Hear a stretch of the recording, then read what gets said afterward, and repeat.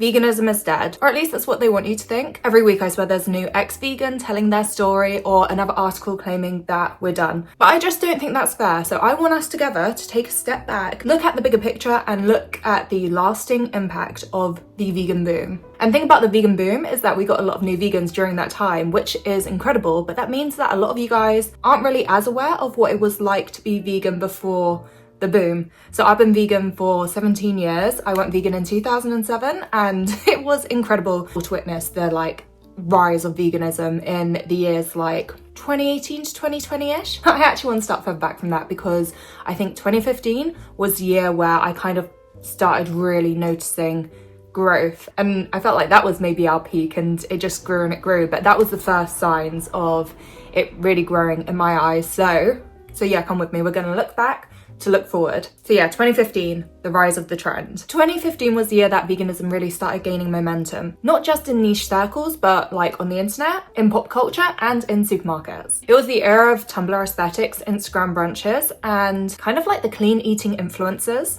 If you were scrolling Instagram, it was very much what I'd call Australian veganism, where it was a lot of smoothie bowls and chia seeds and raw till 4, which I never did, but I felt incredibly isolated from the vegan movement because that is not what my breakfast on beans on toast even remotely look like. But yeah, it was tan skinny white girls eating banana pancakes with their coconut yogurt granola bowls and lots of fruit, and it was a vibe and it was everywhere. And yeah, the whole clean aesthetic of 2015 was very much in line with veganism. It was very fruit and veg, and gluten-free as well was really big then. So I felt the gluten-free vegan aesthetic, Deliciously Ella in a nutshell, was very 2015, and it just was so easy to mesh with veganism. And of course, I don't actually think we can talk about the rise of veganism or 2015 without talking about avocados.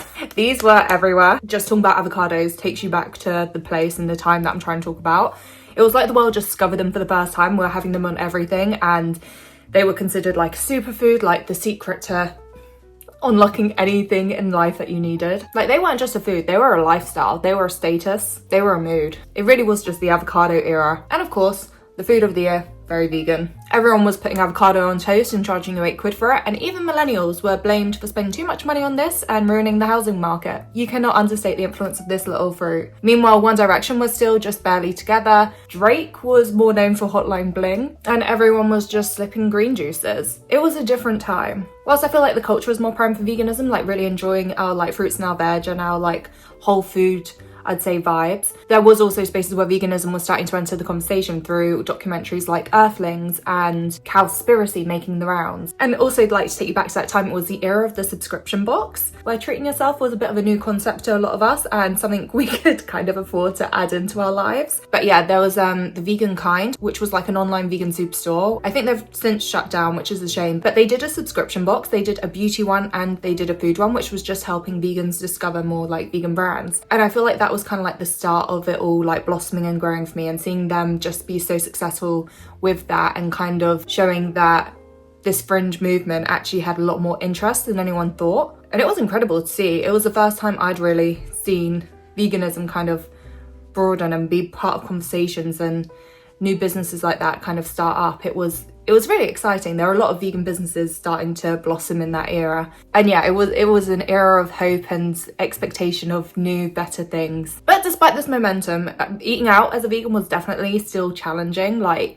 There'd be a few high street chains that I know I could eat at, and I kind of put them in rotation with my friends, or I was at uni at Nottingham still in 2015, so I hit the vegan cafes. It wasn't mainstream yet. Vegan was growing, but it still took quite a lot of work. But then came the boom. 2018, 2019, 2020, I would say were our peak years. Every year Veganuary is breaking a record. The fast food restaurants were tripping over themselves to come out with the Veganuary product of the year. And suddenly everyone knew at least one vegan. I'd been vegan since I was 13. And it was around this sort of time that I started meeting other vegans for the first time. I think it was 10 years in before I could say I had a vegan friend, which was really weird for me, to be honest. I think especially going vegan as a teenager, it was something that really made me stand out and feel different. And it was kind of weird not having that be something unique to me anymore. It was great, don't get me wrong, but there was just something a bit weird about it, and kind of oh, I guess this isn't my whole identity. And then I guess I opened an Instagram account and a YouTube account and was nope, it's still gonna be. And in my humble opinion, if I could pick one turning point for vegans, especially in the UK, it would be the launch of the Greggs vegan sausage roll. Like, I cannot understate how much this changed public opinions on vegans. If you're British, you understand the importance of Greggs and the love for Greggs. It's just like so simple, so lovely, so basic, but it's just pastries and it's affordable. Like, so many things have like shot up right now, and like Greggs has gotten more expensive, but they don't take the piss. If you want to get something to eat for under £2, it's still like pretty much the only place you can go to get something actually like filling and hopefully warm, depending on when it's come out the oven. And when they brought out the vegan sausage roll, I swear it was like the most talked about thing in January 2019. Like, it was everywhere. And it just reignited the debate around veganism. It was a bit culture war-y, but nothing like what we've got now. It wasn't so insidious, it was just more of a talking point. On the one hand, I think the fact that Greggs kind of catered for us and accepted us and said, hey, vegans are welcome here, here's a sausage roll for you guys, that was special. I would love to hear every other vegan's thoughts on this if you remember the moment. Anyone living in the UK, I don't think you needed to be vegan to experience this, but it just felt like such a shift. If Greg said we were okay, then so many other people were like, vegans aren't that bad. You know, it took us from being the weird Peter extremists to being just your regular member of society, you know? We weren't that weird. And if Greg said we're okay, we're okay. They had the final say in British culture, so if they think we're all right, everyone else can put up with us, you know? It was a big seal of approval, is what I'm trying to get at, and I really can't understate it. I feel like in that moment, attitudes just switched, and because the price point was so low as well, and there was actually quite a lot of good press about it, like about switching to vegan sausage instead. A lot of people were willing to try it as well, and even my mum loves the vegan sausage roll, and she eats meat, but she loves the vegan one. I feel like this was the first time I'd hear about meat eaters making the swap and trying the swap and being like, oh, it's actually not that bad, and you know, just realizing that vegan food isn't that bad in summary. And the other side of why this was so big is that Piers Morgan decided to start a bit of a culture war on this, and I don't know if him and Greggs are under the same PR, because this like took it to another level, but Piers Morgan decided to go on a rant about it and just complain about vegans and about Greggs doing a vegan option. I'm a vegan, look at me, I'm all virtuous, here's my little sausage roll. Why is it called a sausage roll when sausage is a meat product, right? One. Because you can have a vegetarian sausage. Meanwhile, like, Greggs were having like record sales over this sausage roll. It was a huge success, and Piers Morgan was just getting a lot of airtime by whinging about it. He just seemed ridiculous, right? And I think it really held up a mirror for anyone who had just been mindlessly hating on vegans, and they kind of saw what they looked like when they were doing that and how they sounded. I think they just realised how ridiculous they seemed when they were going on their rants about veganism. They were giving Piers Morgan, and no one wants to give Piers Morgan energy, so it was a huge turning point. You know, Piers Morgan's never been really that popular, or at least as long as I've known him, so I think a lot of people also thought like the enemy of my enemy is my friend. So if you hate Piers Morgan, you damn want to try that Greggs sausage roll just to spite him. And that is a very British sentiment, but I do believe that was very much in play during 2019. The Greggs vegan sausage roll, I think, is still an iconic staple of veganism in Britain. Like, if I have someone coming over to the UK and saying, what do I need to try? Like, the Greggs vegan sausage roll is always higher up on that list. I'm like, look, it's cheap, it's easy, we've got them everywhere.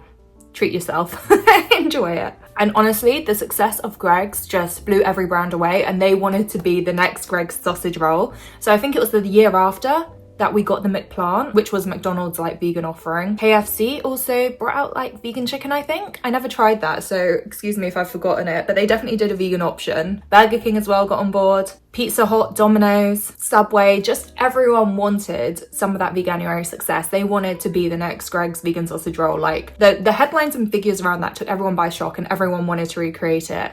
They stuck up and took notice and saw that vegan customers have a lot of money to spend and would love to be able to eat at these restaurants that they grew up around. Supermarkets too, so many launches, like you've got like the Beyond Burger, you've got Oatly, Violife, all staples in British supermarkets now, and a lot of the supermarkets also got on board with their own brand ranges. They saw very directly the sales figures of vegan products, and they committed to developing really intense ranges around vegans, and they haven't gone anywhere. Sure, we might be getting less launches, or like the product line's a bit smaller, but they're still around, and that was not a thing like 10 years ago. Like, guys, we sometimes need to just take a step back and realize that a lot has stuck around. I know we love to whinge about how many limited edition vegan products we get these days for Veganuary and how they're only here for a month and then they disappear. But so many things did stick around from the vegan boom and have become permanent fixtures in our lives. The supermarkets in particular, like the range of products there for vegans is crazy. I feel like there are still more like vegan products than vegetarian products in these aisles, which always has made sense because the vegetarians can buy the vegan stuff, but the vegans can't buy the vegetarian stuff. So you might as well do more vegan things. But it just wasn't always the case. It really wasn't. There was barely any vegan things, and the labeling as well has gotten so much better. Like, it's so much rarer that I have to look at the back of a packet and just like scan for the vegan ingredients anymore. It's often very front and center with a nice little vegan label, and we just didn't used to have that. So every time I was picking up like even a hummus, I'd be checking the back just to make sure. But now it's just got that little green V in the corner saying vegan, and I just know that it can go straight into my cart. The choice has just expanded like crazy. Beauty as well. So when I first started with social media, I was very much on the vegan beauty side of things. I think I've been vegan for like 7-8 years by the time I opened my Instagram account, and I found the food part quite easy. You know, it's very like it's vegan or it's not, and you could like flip it over and look at the ingredients, simple. But beauty I really struggled with because it doesn't have to be labeled in like Superdrug or Boots. Like, you could be stood there and you don't have all the information to hand. So you'd be on your phone just trying to check all the like cruelty-free blogs and the product guides online to just check out what brands are cruelty-free, what products of theirs are vegan, and it would just be so painful and so much hard work. I felt like that was really where a pain point was for vegans. So when I first started doing my social media stuff, I became vegan beauty girl, and I was around sharing what was vegan and helping people out. One of the reasons I don't do so much for that anymore is because it has become so easy. It is incredible now how much the vegan beauty space has moved forward. Like, and not just with ingredients, but also like cruelty-free certifications. Like, so many brands